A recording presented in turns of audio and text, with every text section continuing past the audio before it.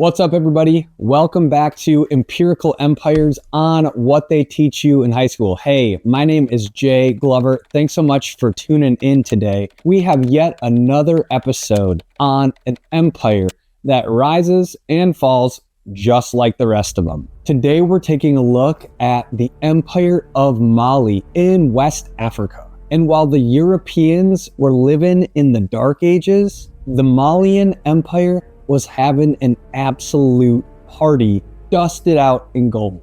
The Malian Empire was an empire that rose in West Africa between the 13th and the 15th centuries. And at its height, the Malian Empire was one of the wealthiest and most influential empires in the entire world, as they managed the Trans-Saharan trade routes that brought goods from the Atlantic Ocean to the other side of the continent of Africa. And like I said, the story of the Empire of Mali is not unlike the empires we've looked at before. So without further ado, let's get into the Empire of Mali on Empirical Empires. The origins of the Mali Empire can be traced back to the 13th century, when the legendary warrior king Sundiata Keita united the disparate Malinké peoples inhabiting the savanna and woodland regions of West Africa. Sundiata's strategic vision allowed him to establish a centralized authority that had a vast reach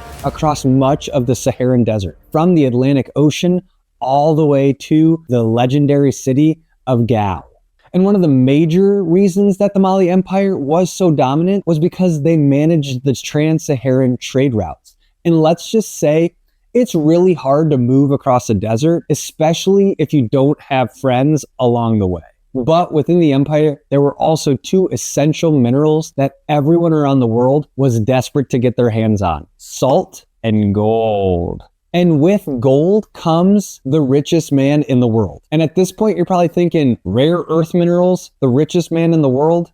We must be talking about Elon, but we're not. But that's not all. Like every good and smart emperor before him, Sundiata converted his people to a unified religion, Islam. By adopting the faith, Mali was able to forge stronger cultural, political, and commercial ties with the broader Islamic world. This integration with the mature institutions and advanced technologies of the Muslim civilization helped strengthen Mali's administrative capabilities, introduce new architectural styles, and expand its educational and cultural achievements.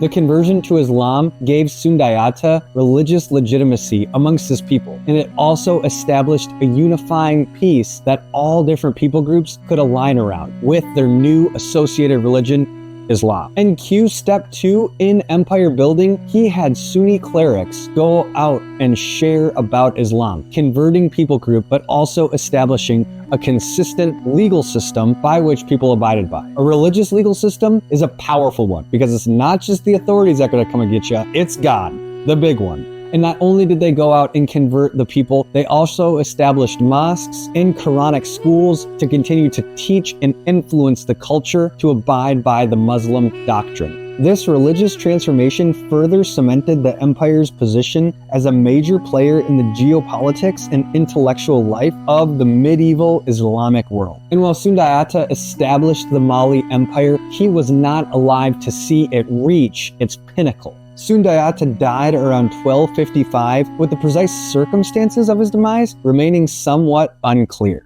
Sus. The next thing we're going to look at is, well, pretty shiny. We're talking about gold. And more specifically, we're talking about the most famous and wealthiest emperor to ever rule anywhere, anytime, any place in human history, Mansa Musa.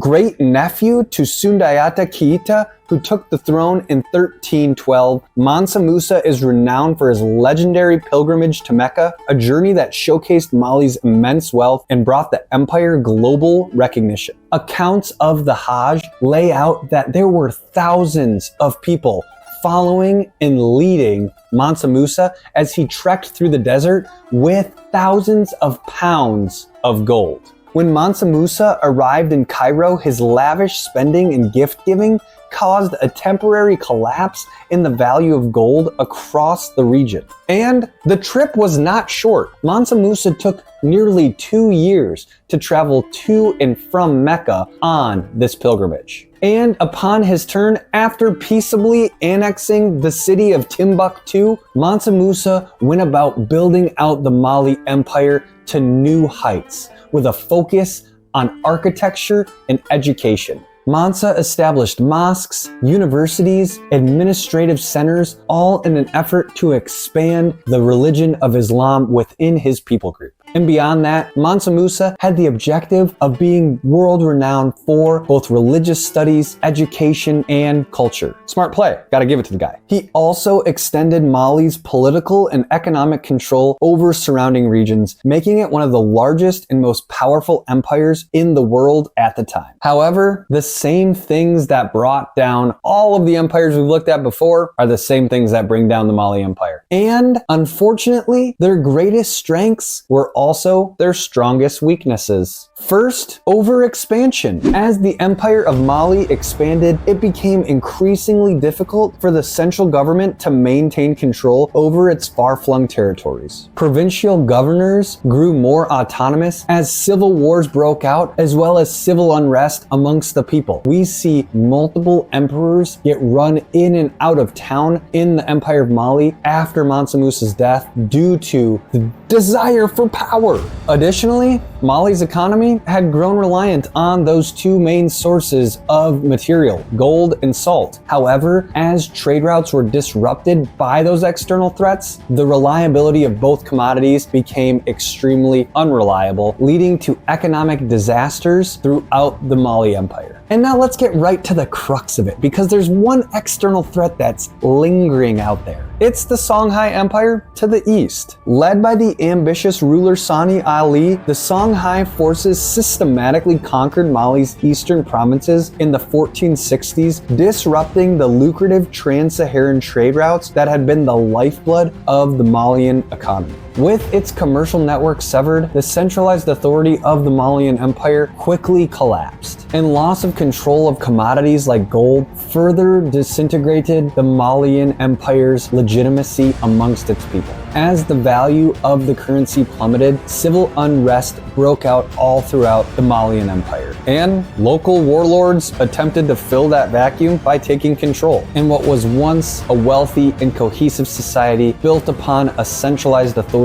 was suddenly a fragmented disaster all across Western Africa by the end of the 15th century. The Songhai conquest had effectively destroyed the foundations upon which Mali's greatness had been built, its mastery of Trans-Saharan trade, and the unity of its centralized state. The Mali Empire had been reduced to a fragmented shadow of itself, functioning as a mere client state for the Songhai Empire. The territory and resources plundered by its neighbors. And that's what I have for you today. The Mali Empire is demonstrably similar to so many empires we've looked at before, with its epic rise, with revolution and a strong leader, followed up by a golden age with learning, expansion, and then ultimately a collapse due to overexpansion, a lack of trust in a centralized government, and external threats who are looking to fill the void and be the next top dog. And hey, we just scratched the surface of the Mali Empire. I recommend you check out more of each of the empires we've explored so far. Make sure to like, subscribe, hit that little bell button so you know I'm coming next time, because we have more empires to examine on Empirical Empires on what they teach you in high school. Hey, once again, my name is Jay. Thanks so much for watching. We'll talk to you guys next time. Peace.